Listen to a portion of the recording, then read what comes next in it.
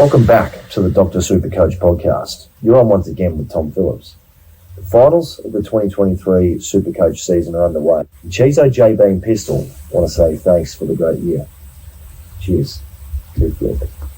And a big thanks to our greatest fan, Tom Phillips. I really appreciate that, mate. Pistol, very exciting to have the GOAT himself introing the round 21 catch-up, recap, everything cap. It's exciting times. We got a lot of news and not much of it as Supercoach this week. I mean, there's a lot surrounding the Daicos news. I guess that's a big thing. But how cool is it, the opening? Well played, Chizo. Was very excited to hear Tom do our introduction for this week. Introduction, I like how you split that up. Is that like athlete? The AFL players are athletes? It was my brain working slowly on, I'm going to say intro, and then when I'm like halfway through the word, I'm like, intro, now I got to finish the rest of the sentence, duction. Dr. Supercoach, once again, powered by our lovely partners at Code Sports. Go check out our round 21 article that is up now as of Wednesday. Pistol, we do have a few bits of news in terms of Cancer Council donations, mate. I'll let you jump straight on that. Nothing on the Patreon aspect yet. We have the Dirty Schneitschers has delivered once again. He says a game day bet with Butler securing a Carlton victory. $26 to Butler is a great man, and Rewalt is his favourite saint. $12 to Paddy Dow to have my children. That's quite cheap. And $2 being at Slack Chup 2000. Oh wait, I've read that wrong. $2 being at the Slack Chup, and oh no, it was just Paddy Dow to have my children. $2. Look, the way that this is formatted, Chizo, is I think I've ruined the entire thing because the formatting is terrible. So it's hard to tell where one sentence starts and one doesn't when there's no full stops. Being at the Slack Chup 2023, priceless. Thank you for your donation. We got there in the end.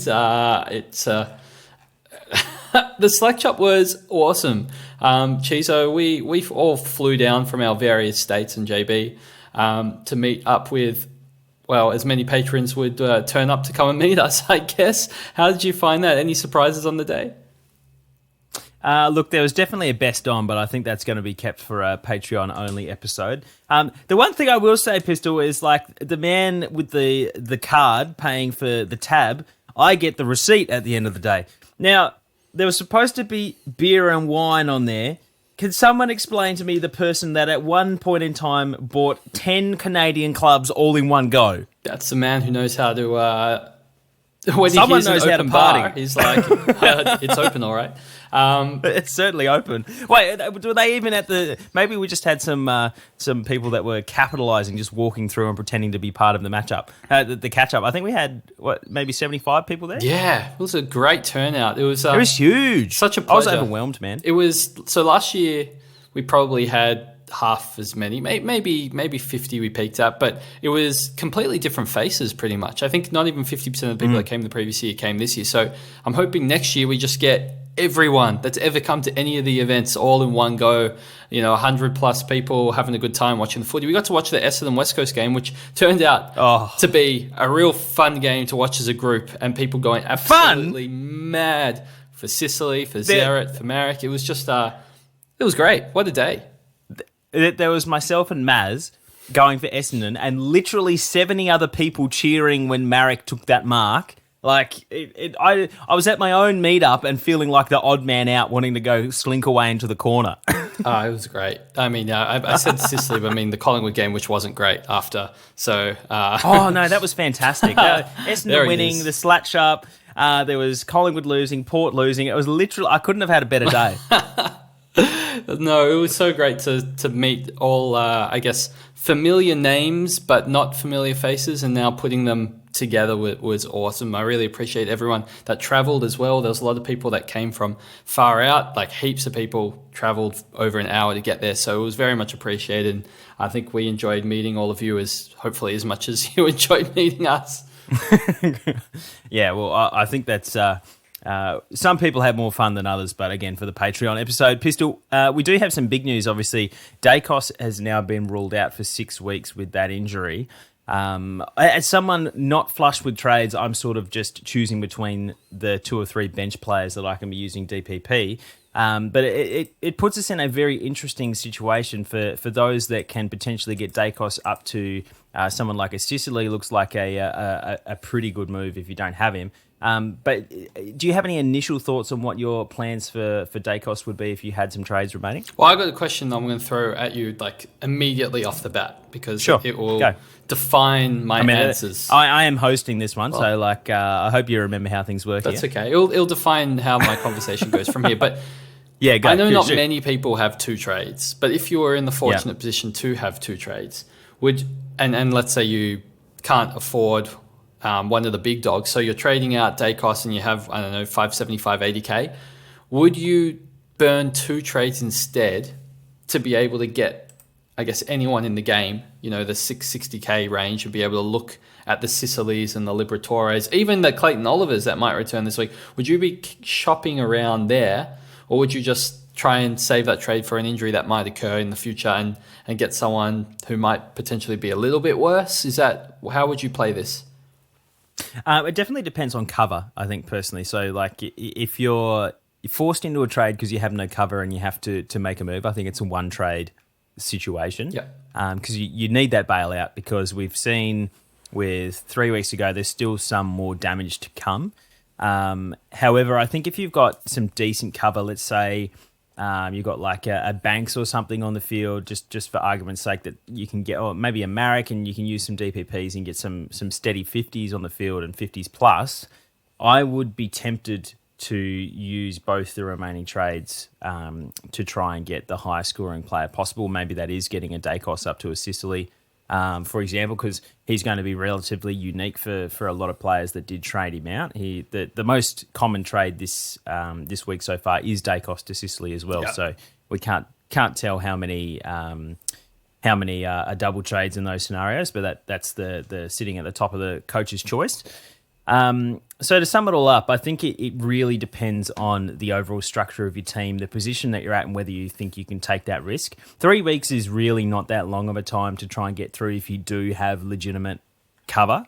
I think that's going to be the deciding factor. Yeah, no, I'm with you as well. I think the cover, that's true, but I wouldn't mind. I guess I wouldn't use 2, leaving myself completely thin and not having any cover for the rest of the season, because you're asking for trouble. But let's say that you have the 2 trades, or you have the cash with 1 trade to get anybody in the game.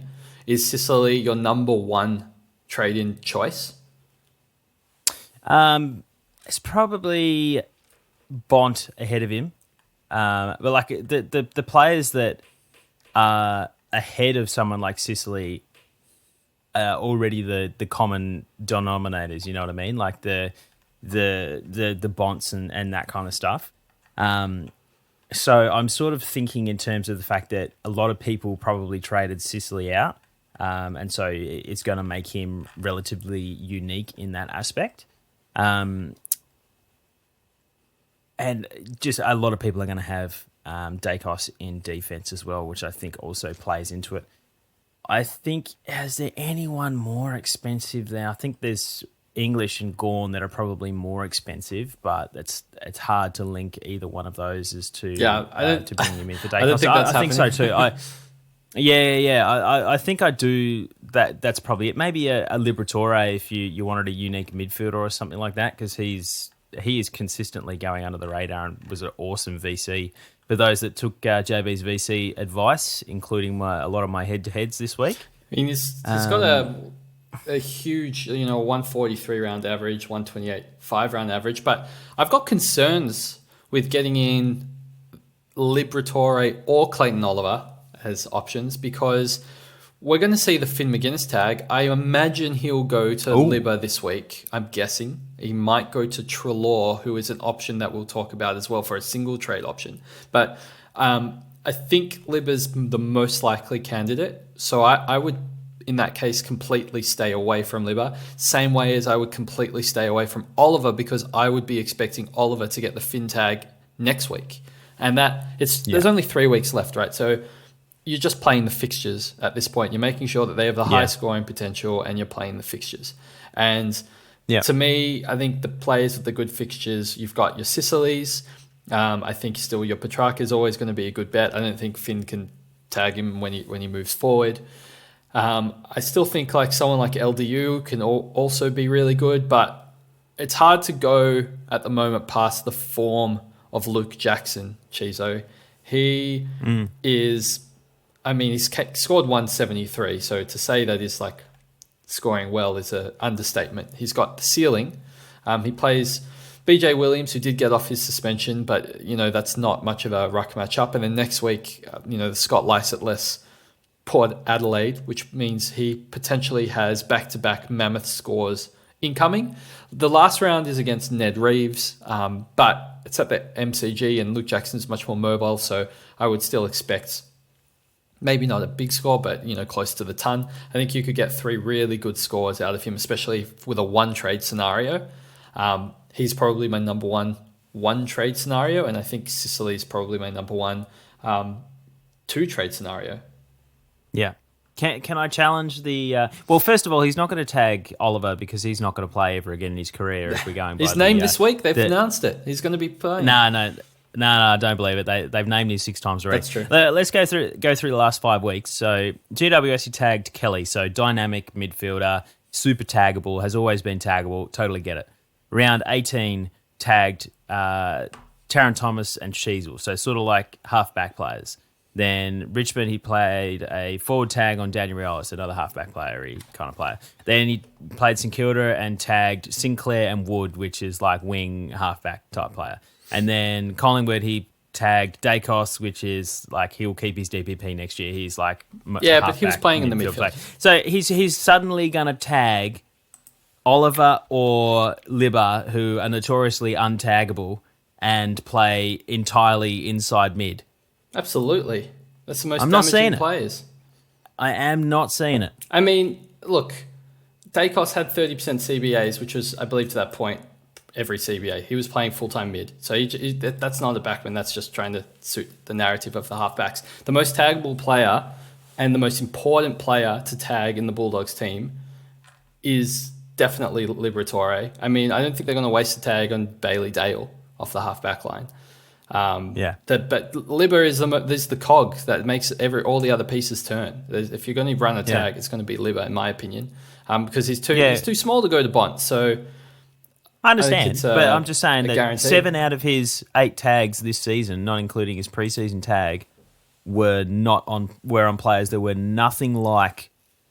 6 of the 8 were nothing like midfielders. So he tagged Merritt, sort of a dynamic mid. Yeah, that's good. Then Merritt. Kelly, dynamic mid. Yeah. And there's absolutely, neither of those are synonymous with the type of player that Libba or Clayton Oliver are. I mean, so it's like you're Zerett's predicting not far from it a completely at that time. different style of player tag. No, but Zerett at the time is a midfielder, and there weren't that many. Oh, playing in the midfield is different to being literally the guy that's scraping his face on the grass trying to get the first touch of the ball. I mean, as far as I recall in that game, I think not round 1? Are you talking about? Yeah, I mean that was a long time ago. That's when he tagged Merritt. That was a long time ago. Then, but you've got to think the teams that he's only returned into the side in the last couple of weeks. But it's not like as a tagger. As a tagger. But there's not been. You can only tag the players that are in front of you, right? He's been tagging the most, I guess, dangerous players in those respective teams. The players that I would expect to be tagged. And the next person expects to be tagged. You're telling me that Libba is the most dangerous player in that team after I watched it with my own eyes. The way to beat the Bulldogs in past historically has been to tag Liberatore. That's how you get on top of them, because he's the clearance king. I think you're crazy. I'm thinking a Cancer Council bet is on the cards. What? I think you don't watch enough Bulldogs games. Mate, I watched it with my own eyes. I'm thinking you need glasses. I do have. Actually, we had a lovely discussion about how bad our eyes. I need glasses. I think too. We had fun from the hotel room trying to read the names on buildings, and JB was like, "Read that one." I'm like, "I've got no idea." He's like, "Read that one." I've got no idea. Oh my gosh! And Clayton Oliver, I believe, is a halfback flanker if we believe the preseason. So it all lines up. Cheese. Yeah, true. He did play. Oh, geez, I can't wait for that Twitter account to give us a give us. We should have known that he was going to play halfback after that one quarter he played in the preseason. I'm looking forward to Oliver DPP. You know, when he plays all these games off halfback for the rest of the season, and just picks up DPP for next year. Hey, quick maths in your head. If he plays 100% halfback for the remaining 3 games, is he in cooey of making 35%? He absolutely will, because they'll make finals, and he'll obviously play halfback through finals, and it counts. So we can lock in Daicos and Oliver as our D1 and D2 next year. Yeah. So just in sum, like if you've got cover, 2 trades. If you don't have a whole grade of cover, you're going to use 1 trade. Let's say we're filtering by, say, 600k. Let's say you got 20k just kind of left over from a previous trade. Ooh. And we're looking for some sort of singular sideways trades. Are there any names that sort of jump out ahead of the pack that might have a good final 3 weeks, like a really good run home? Yeah, so I guess I shouldn't say the only names I would consider, but I'd only look at a very small a few names here, and that's really Luke Jackson. All these players I don't really own. Darcy Parish, Zach Butters, Adam Treloar, and Nick Newman.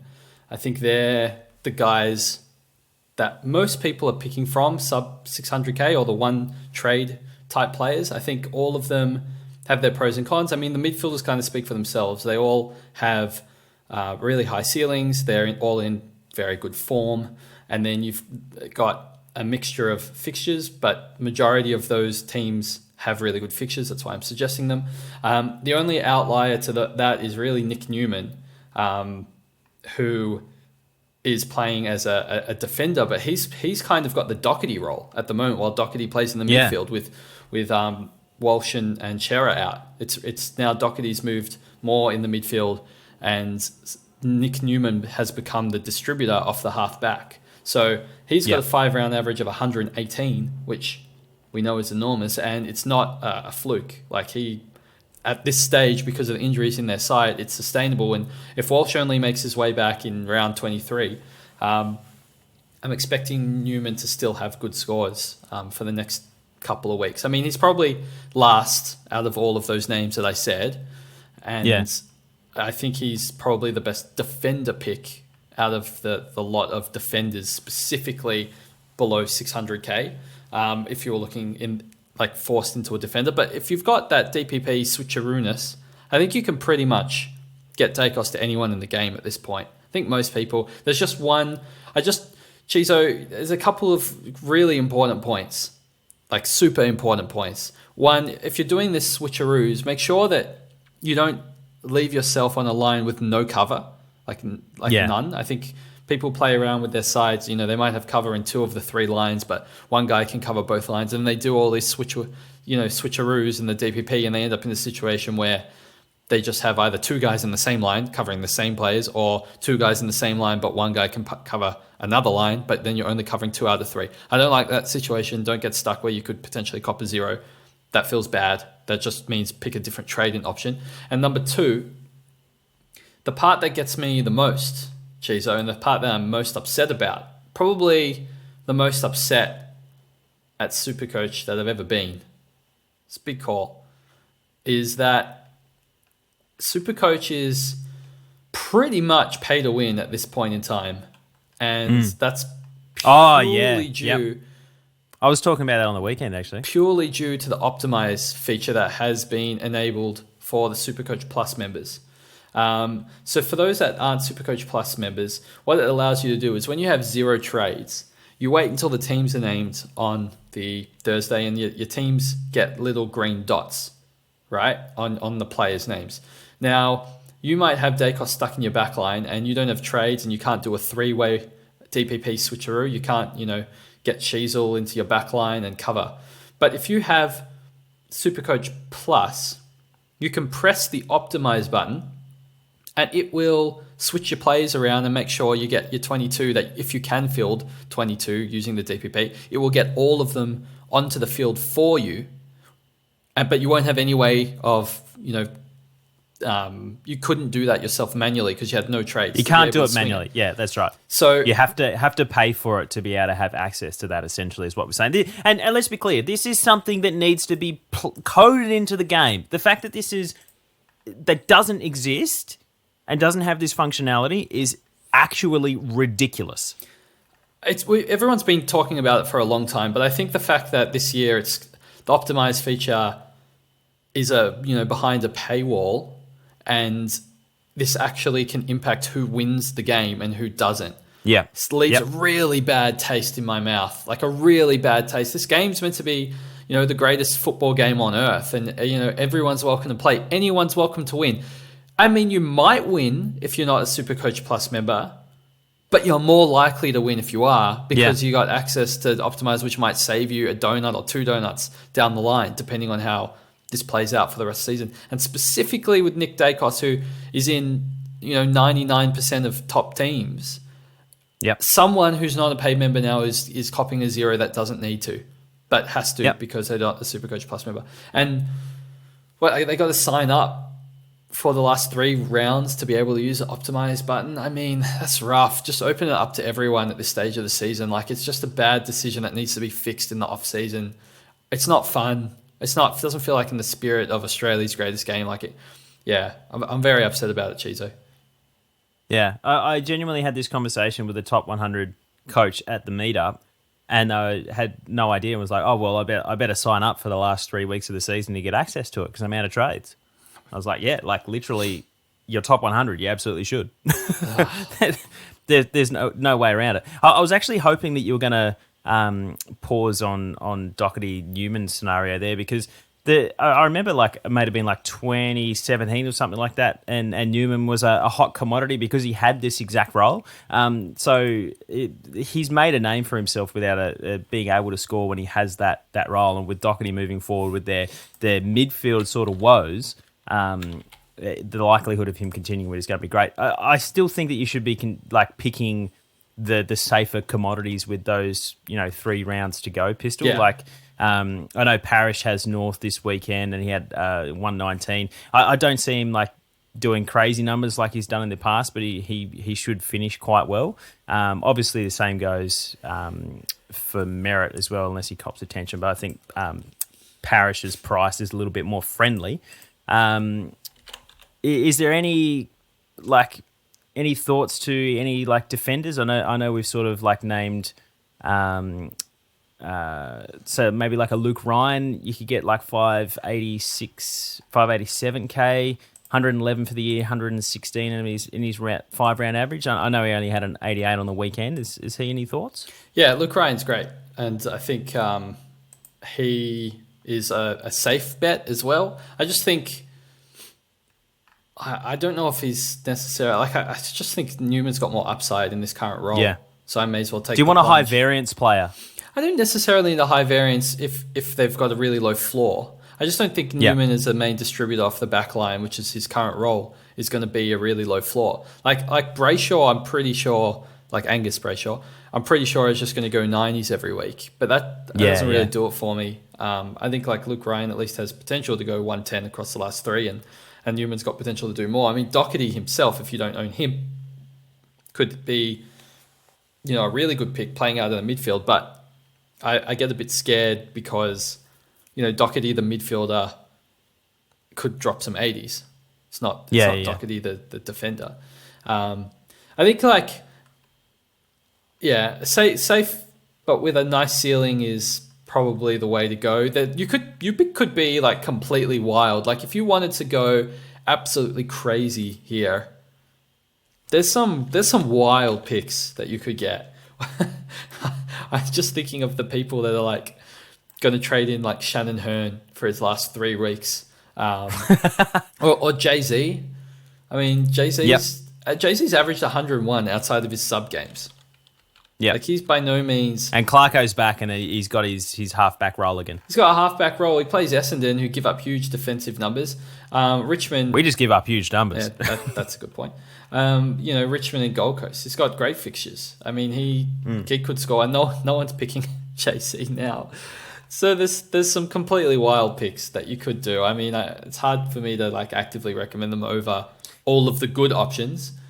But if you're having a fun, if you want to, I don't know, just have fun with it, I guess that's an option. Can I ask your opinion on Luke Jackson? Are we all getting, chase the car syndrome? He's had a brilliant 173 game rucking solo, but he's not exactly shot the lights out in the previous week or so where he was also rucking solo. Yeah. I mean, it's based on opponent, right? So, like, that's the thing. It's mostly right now, I don't care that much about how they've gone for the entire season. Like, as long as they're in the same realm of other options. Like, for example, if I'm looking at just filtering by ruck, but I should be filtering by midfielders. If I'm looking at, that's slowing down my computer, Treloar versus, Treloar was a bad example because he's doing really well. If I'm looking at like Tom Green versus Treloar, for example, they got similar average over the season, but I'm looking at the person with much easier fixtures. They're still a terrible example in the end. Like you can pick up somebody that has a lower average like Jackson, but has really strong fixtures and form, and that to carry only 3 weeks. It's not like you need them for 20 weeks to try and uphold this momentum. Like it's only 3 weeks, and one of them is against Port Adelaide, who don't have a ruck, which is a very, very similar situation that he just had when he scored 173 against Fort. And then Bailey Williams has leaked, I think, the second most Supercoach points to anyone the whole year. In his ruck line. Like I think West Coast they're the second easiest team to score against in the ruck. So we've got that situation coming into a Lycett. I mean, I'd be surprised if he put out back-to-back 80s in those fixtures.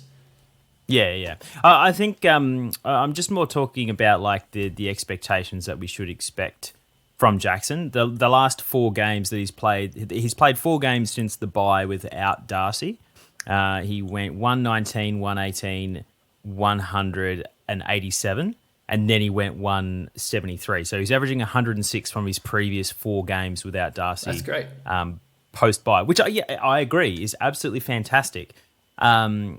Where I just don't want to get into the syndrome of I could afford Sicily, but I reckon Jackson's going to outscore him. Whereas I personally don't. I think the likelihood that Sicily outscores Jackson is like 65-35. I'd say it's higher. Yeah, you think it's higher? You think it's even greater than 65% chance Sicily outscores Jackson? Yeah, I like Sicily a lot. Yeah, and that's sort of my point. Like, he scored 173 last week. He's now playing Eagles. I know Bailey Williams isn't suspended.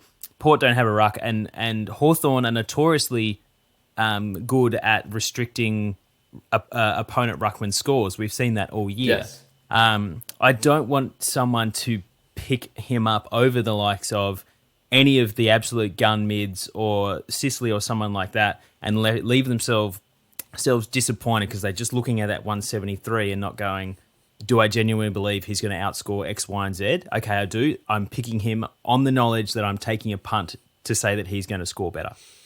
Yeah. Chizo, I got another question that I've been thinking about. Cool. And it's related to what you just said. So, yep. Let's just say in my make-believe world, I have multiple trades to deal with multiple issues in my team.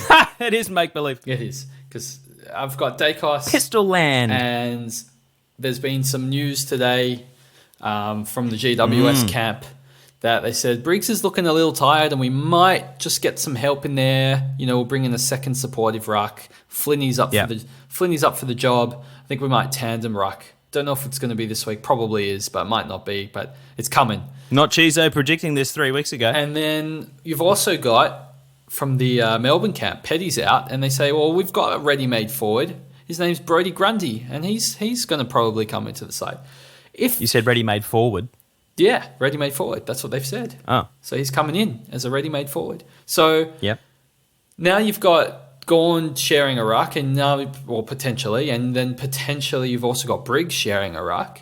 Not good. If you had trades remaining, would you preemptively trade Briggs or Gawn out potentially for someone like Jackson. Or I guess in that situation, if you've got Gawn, someone like English. Yeah, it's really tough, isn't it? I can't give definitive answer on this. I think the likelihood that some... I think, well, the problem is, I think the likelihood that someone is dealing with Daicos in addition this week, are you getting rid of Daicos and Gawn or / Briggs in 1 week and going to 0 trades? I think I would stick to moving Daicos and holding 1 trade. Yeah. If by some miracle you're in the 0.1% chance that you don't have Daicos, I mean, I still don't know if I'd do it. What if you could do? I still don't know. Like Daicos to Jay-Z, and then you could do Briggs to Tim English or something. Say that again for Big Cheese. What if you downgraded Daicos all the way to somebody like Jay-Z, and then because you had now this extra cash, you could afford to do a Briggs to English type move? Oh, it sounds like swapping one problem. It does, doesn't it? It sounds awful. I think the likelihood... So he's in 99.6% of the top 5K teams, which I imagine is the majority of people listening. I think the fact that there's maybe 1 or 2 people listening to this episode that are not having to deal with Daicos, and I think that Daicos needs to take precedent for me personally, or take priority. If you have more than 2 trades, I think I would entertain something like that. I would... we've seen with winners in the past where they have got the information and they've moved ahead of time and predicted something and doing the trade that you're speaking of. Absolutely, I agree. I just don't think if you've got 2 trades or you can bench Daicos for someone and use that trade in your ruck line, I'm not sure I'm doing that. I still think I'm prioritising getting Daicos, like not having Chesser come on field and being able to get Daicos to someone else over maybe Gawn's going to be impacted by Grundy playing forward. I mean, Grundy plays completely as a forward and Gawn continues rucking is probably what you'd predict based on what's happening. So I'd be less scared for Gawn owners and a little more scared for Briggs just because with finals on the horizon for them as well, if they finish the season well, they don't really want Briggs to be entirely cooked going into the finals. I don't think they're going to be playing 2 ruckmen come finals either to try and deal with the fitness. So I think over the next 3 rounds, him getting a larger chop out in ruck is more likely to happen than Gawn being impacted. So in that scenario, you've got 3 trades, you've got Briggs, you don't have one of the other ruckmen. I can absolutely see that happening. Gawn, I probably wouldn't worry about it.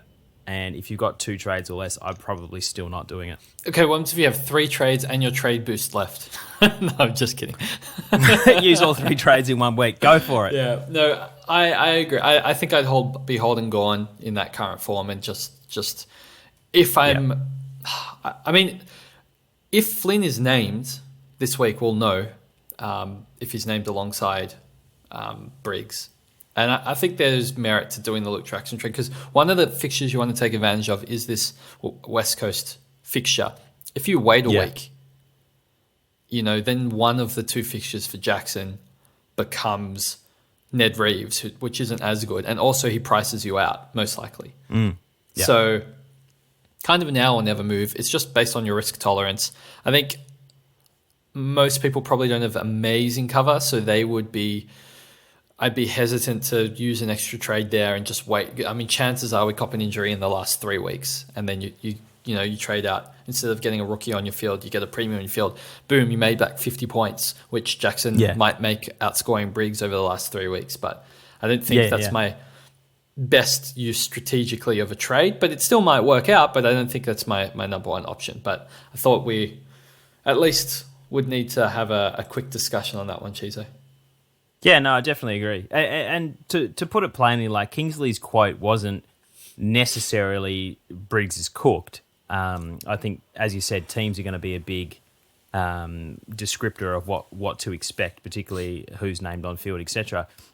And the key point was he needs a bit of relief, and Braden Pruce could potentially be that person, and Flinny too. So it's like there's not even. It's classic GWS. Yeah, for just sure. like we might do this, we might not. Something may happen, something might not happen. It's I think if, let's say, Briggs is named in a forward line and Pruce or Flinny named R1, I could absolutely see a world where we go Briggs to Jackson and be happy. I don't think Briggs is going to outscore Jackson.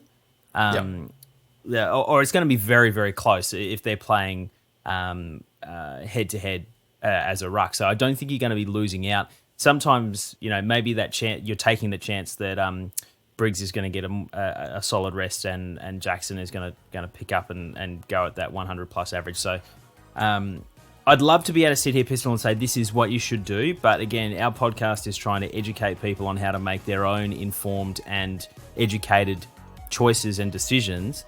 And I hope by running through all the different aspects of that, it's going to help everyone in that situation. Great. Well, that's it from me, Cheese. I'm not sure if you had anything else that you wanted to talk about. No, not a whole lot in terms of Supercoach content. So I hope those couple of topics that we did deep dive into were enjoyable. Pistol, thanks once again for sitting down with me. It's sad knowing I won't see you for probably another 12 months. Oh, yeah. I didn't even think about that yet. Oh, now I'm sad. Way to end the podcast. Yeah. Sorry, mate. I'll put like the Titanic recorder music in the background. Oh, I appreciate it. Thank you. That's a good fine to send off. Guys, thanks, Sarah, so much for listening and supporting us during the season. Hope you're still enjoying it. Hope you're going well in the Supercoach finals. We'll chat to you all in the next Dr. Supercoach appointment.